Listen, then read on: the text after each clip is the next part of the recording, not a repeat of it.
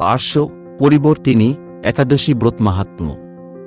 ব্রহ্মবৈবর্ত পুরাণে ভাদ্র মাসের শুক্লপক্ষের পার্শ্ব একাদশী মাহাত্ম্য যুধিষ্ঠির শ্রীকৃষ্ণ সংবাদে এইরকম বলা হয়েছে। যুধিষ্ঠির মহারাজ জিজ্ঞাসা করলেন, হে কৃষ্ণ, ভাদ্র মাসের শুক্লপক্ষের একাদশীর নাম কি? এই ব্রত পালনের বিধি কি এবং ব্রত পালনেই বা কি পুণ্য লাভ হয়? উত্তরে শ্রীকৃষ্ণ বললেন, হে ধর্মরাজ, মহাপুণ্যপ্রদা, সমস্ত পাপহারিণী এবং মুক্তিদায়িনী এই একাদশী বাজপেয়ে যজ্ঞ থেকেও বেশি ফল দান করে। যে ব্যক্তি এই তিথিতে ভক্তি সহকারে ভগবান শ্রীবামনদেবের পূজা করেন তিনি ত্রিলোকে পূজিত হন।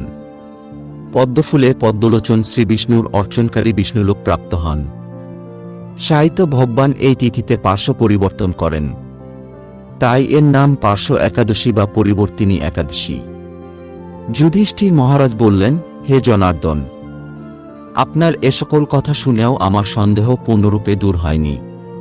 হে দেব, আপনি কিভাবে শয়ন করেন, কিভাবেই বা পার্শ্ব পরিবর্তন করেন, আর চাতুর্মাস্য ব্রত পালনকারীর কি কর্তব্য এবং আপনার শয়নকালে লোকের কি করণীয়, এসব বিষয়ে বিস্তারিতভাবে আমাকে বলুন। আর কেনই বা দৈত্যরাজ বলিকে বেঁধে রাখা হয়েছিল তা বর্ণনা করে আমার সকল সন্দেহ দূর করুন। শ্রীকৃষ্ণ বললেন, হে রাজন, দৈত্যকুলে আবির্ভূত প্রহ্লাদ মহারাজের পৌত্র বলি আমার অতি প্রিয় ভক্ত ছিল। সে আমার সন্তুষ্টি বিধানের জন্য গোব্রাহ্মণ পূজা ও যজ্ঞাদি ব্রত সম্পাদন করত, কিন্তু ইন্দ্রের প্রতি বিদ্বেষবশত সকল দেবলোক সে জয় করে নেয়। তখন দেবতাগণ সহ ইন্দ্র আমার শরণাপন্ন হয়েছিল। তাদের প্রার্থনায় আমি ব্রাহ্মণ বালক বেশে বামনরূপে বলি মহারাজের যজ্ঞস্থলে উপস্থিত হলাম। তার কাছে আমি ত্রিপাদ ভূমি মাত্র প্রার্থনা করেছিলাম। সেই তুচ্ছবস্তু থেকে আরও শ্রেষ্ঠ কিছু সে আমাকে দিতে চাইলেও আমি কেবল ত্রিপাদ ভূমি গ্রহণেই স্থির থাকলাম। দৈত্যগুরু শুক্রাচার্য আমাকে ভগবান রূপে জানতে পেরে বলি মহারাজকে ওই দান দিতে নিষেধ করল, কিন্তু সত্যাশ্রয়ী বলি গুরুর নির্দেশ অমান্য করে আমাকে দান দিতে সংকল্প করল। তখন আমি এক পদে নিচের সপ্তলোক, আরেক পদে উপরের সপ্তভুবন অধিকার করে নিলাম। পুনরায় তৃতীয় পদের স্থান চাইলে সে তার মাথা পেতে দিল।